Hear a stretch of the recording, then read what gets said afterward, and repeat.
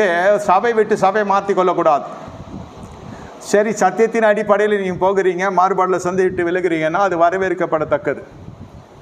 எனக்கு பரிசுத்தத்தில் ஒரு முன்னேற்றம் இருக்கிறது, எனக்கு விசுவாசம் உயர்த்தப்படுகிறது, அங்கு உரைக்கப்பட்ட சத்தியனை தொடுகிறது, புதிய புதிய காரியங்கள் கர்த்தருடைய வழியில் நான் கற்றுக்கொள்ளுகிறேன், எல்லாவற்றுக்கும் மேலாக போதிக்கிற மனுஷனுடைய கனிகளை நான் அறிகிறேன், எந்த விதமான மாம்சத்து கிரியும் காணப்படலை, அவர்களுடைய கனிகளால் கர்த்தர் சொல்லுகிறார் அவர்களை அறிவீர்கள், அதனால் நான் அந்த ஐக்கியத்தில் இருக்கிறேன் என்று சொன்னால், தேவன் நடத்துவார் என்று சொன்னால் சரி, வரவேற்கிறோம்.